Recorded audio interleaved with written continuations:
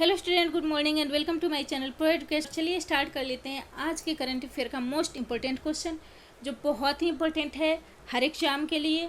तो मेरा वीडियो आप लोग को अच्छा लगता हो तो प्लीज़ सब्सक्राइब कर लीजिएगा और बेल आइकन प्रेस करना नहीं भूलिएगा। तो स्टार्ट करते हैं आज का पहला क्वेश्चन। हाल ही में गूगल पे इंडिया का सलाहकार किसे नियुक्त किया गया है? ऑप्शन ए है एएस राजीव, ऑप्शन बी है आर्य शंकर नारायण, ऑप्शन सी है Shikha Sharma and option D है पीवी भारती। इसका राइट आंसर होगा ऑप्शन सी, शिखा शर्मा को गूगल पे इंडिया का सलाहकार नियुक्त किया गया है। तो शिखा शर्मा इससे पहले एक्सिस बैंक के सीईओ थी। यहाँ बात हो रही है गूगल पे की। गूगल पे ऐप गूगल द्वारा बनाया गया एक डिजिटल पेमेंट ऐप है जो यूपीआई यानी कि यूनिफाइड पेमेंट इंटरफेस पे आधारित है।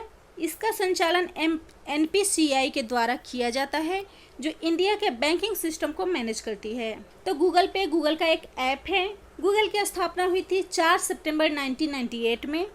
फाउंडर हैं सर्गेई ब्रिन और लैरी पेज। Headquarter California. सह संस्थापक और सीईओ हैं सुंदर पिचाई। नेक्स्ट क्वेश्चन है, हाल ही में किस राज्य के टेराकोटा कार्य को जीआई टैग मिला है? ऑप्शन ए है असम, ऑप्शन बी है मणिपुर, ऑप्शन सी है मिजोरम एंड ऑप्शन डी है गोरखपुर।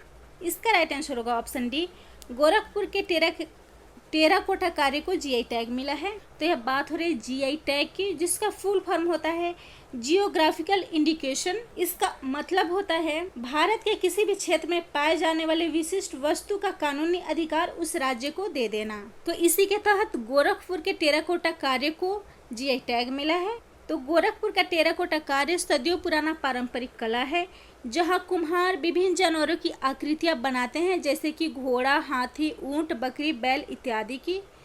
तो यह बात हो रही है गोरखपुर की, जो कि उत्तर प्रदेश का एक जिला है, जो अमर शहीद पंडित राम प्रसाद बिस्मिल, बंधु सिंह और चौरी चौरा आंदोलन के शहीदों की शहादत स्थली के रूप में प्रसिद्ध है। सेकेंड ऑप्शन है मणिपुर। तो मणिपुर के चाक हाव चावल, जिसका रंग काला होता है, उसको भी जीआई टैग मिला है। तो चाक हाव एक सुगंधित चिपचिपा चावल है जिसकी सदियों से मणिपुर में खेती की जाती है।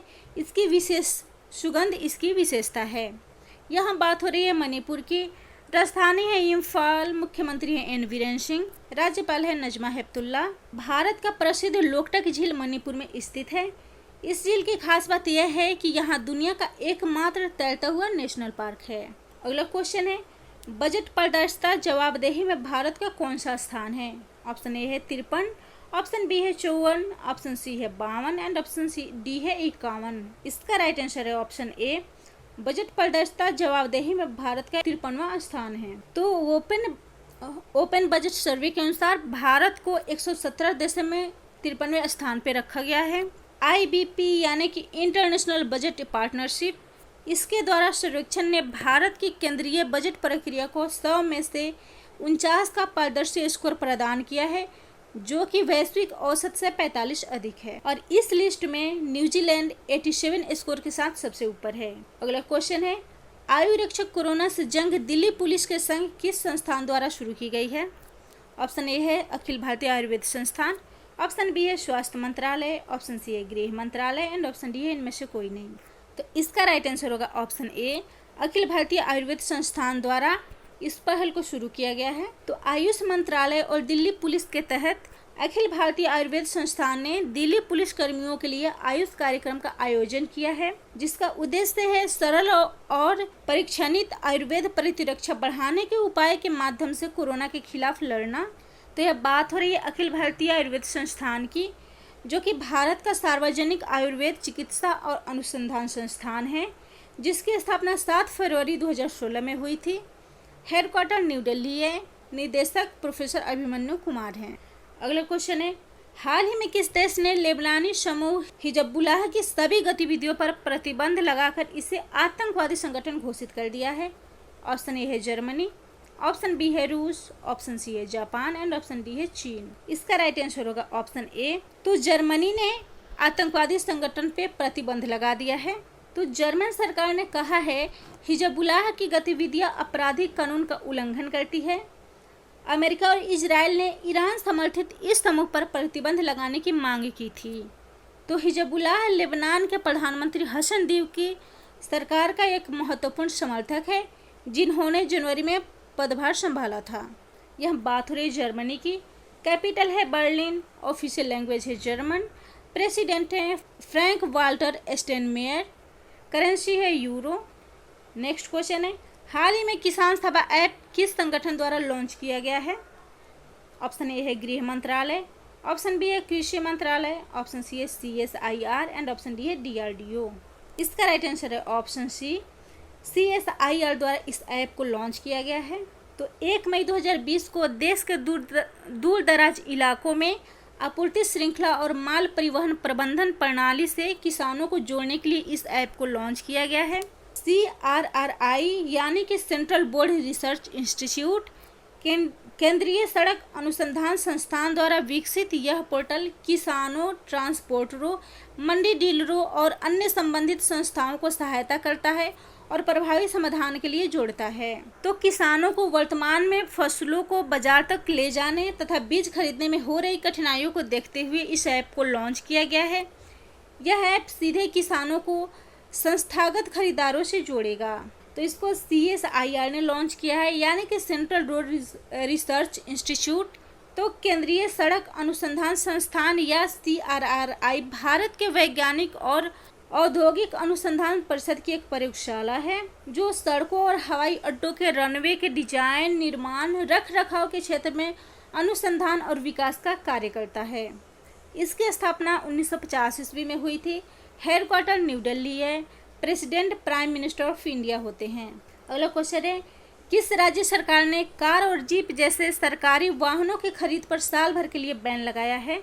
ऑप्शन ए है बिहार, ऑप्शन बी है पंजाब, ऑप्शन सी है हरियाणा एंड ऑप्शन डी है केरल। इसका राइट आंसर है ऑप्शन सी, हरियाणा सरकार ने कार और जीप के खरीद पर साल भर के लिए रोक लगा दी है। तो हरियाणा कैबिनेट ने लॉकडाउन के बीच बस, एम्बुलेंस, अग्निशमन वाहनों जैसे आपातकालीन स्वभाव के वाहनों को छोड़कर कार, जीप समेत सभी नए वाहनों की खरीद पर 1 वर्ष के लिए पूर्ण प्रतिबंध लगा दिया है। यह बात हो रही है हरियाणा की, जिसकी राजधानी है चंडीगढ़।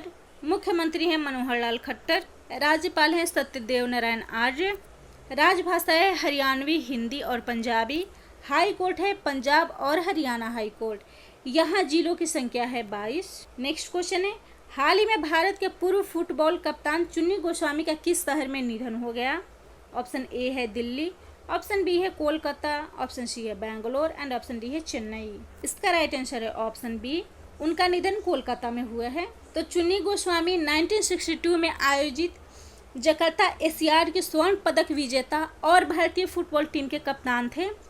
उन्हें खेल के क्षेत्र में उत्कृष्ट योगदान के लिए अर्जुन, पद्मश्री और अन्य प्रतिष्ठित पुरस्कार से सम्मानित किया गया था। उन्हें 2005 में मोहन बागान और 2013 में पश्चिम बंगाल सर्वोच्च नागरिक पुरस्कार से भी सम्मानित किया गया था।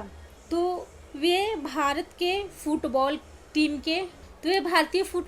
के कप्तान थे, जिसको रेगुलेट करता है AIFF यानी कि all India football federation, Akhil Bharatiya football महासंघ, जिसकी स्थापना हुई थी 23 जून 1937 में। हेडक्वार्टर है द्वारका, दिल्ली। प्रेसिडेंट है प्रफुल्ल पटेल। अगला क्वेश्चन है, भारत के किस टेनिस खिलाड़ी को एशिया ओशिनिया जोन से फेड कप हर्ट अवार्ड नामित किया गया है? ऑप्शन ए है साइना नेहवाल, ऑप्शन बी है महेश भूपति, ऑप्शन सी है Sania Mirza and option D है रोहन बोपन्ना। इसका राइट आंसर है ऑप्शन सी, सानिया मिर्जा को हर्ट अवार्ड के लिए नामित किया गया है। तो सानिया मिर्जा यह उपलब्धि हासिल करने वाली पहली भारतीय खिलाड़ी बन गई है। तो अखिल भारतीय टेनिस संघ के महासचिव ने यह जानकारी दी है। यह फेड कप हर्ट पुरस्कार का 11वां सत्र है। यहाँ बात हो रही है फेड कप की। यह महिला टेनिस में प्रमुख अंतर्राष्ट्रीय टीम प्रतियोगिता है, जिसकी स्थापना 1963 में हुई थी। इसकी प्रेसिडेंट हैं कैटरीना एडम्स। अगला क्वेश्चन है, संयुक्त राष्ट्र में भारत का अस्थायी प्रतिनिधि हाल ही में किसे नियुक्त किया गया है? ऑप्शन ए है TS तिरुमूर्ति, ऑप्शन बी है सुदर्शन बाबू, ऑप्शन सी है Amit Khare and option D है विनीत अरोड़ा। इसका राइट आंसर है ऑप्शन ए, TS तिरुमूर्ति को अस्थायी प्रतिनिधि के रूप में नियुक्त किया गया है। तो केंद्र सरकार ने TS तिरुमूर्ति को भारत का अगला राजदूत अथवा अस्थायी प्रतिनिधि नियुक्त करने की घोषणा की है। वे संयुक्त राष्ट्र में भारत के अस्थायी प्रतिनिधि के रूप में नियुक्त सैयद अकबरुद्दीन का स्थान लेंगे। टी.एस. तिरुमूर्ति 1985 बैच के IFS यानी कि द इंडियन फॉरेन सर्विस अधिकारी हैं, जो वर्तमान में विदेश मंत्रालय में सचिव के पद पे कार्यरत हैं। सेकंड ऑप्शन है सुदर्शन बाबू, जो कि अमेरिका के टॉप साइंस बोर्ड के सदस्य बने हैं। अमित खरे सूचना और प्रसारण मंत्रालय के सचिव तथा मानव संसाधन सचिव बने हैं। Vineet Arora Paytm general insurance के MD और CEO बने हैं। अगला क्वेश्चन है, हाल ही में किस संगठन ने मून मिशन के लिए 3 कंपनियों का चुनाव किया है? ऑप्शन ए है इसरो, ऑप्शन बी है DRDO, ऑप्शन सी है नासा एंड ऑप्शन डी है ईरानी अंतरिक्ष एजेंसी। इसका राइट आंसर है ऑप्शन सी, नासा ने 3 कंपनियों का चुनाव किया है। तो नासा ने 3 कंपनियों का चुनाव किया, इसमें से 2 company Elon Musk Jeff Bezos की है। यह कंपनी अंतरिक्ष एजेंसी के आर्टेमिस मिशन के लिए मानव लैंडिंग सिस्टम को डिजाइन और विकसित करेगी। तो यहाँ बात हो रही है नासा की, यानी कि national aeronautics and space administration. यह संयुक्त राज्य अमेरिका की सरकार की एक शाखा है जो देश के सार्वजनिक अंतरिक्ष कार्यक्रम एरोनॉटिक्स और एरोस्पेस संशोधन का काम करती है।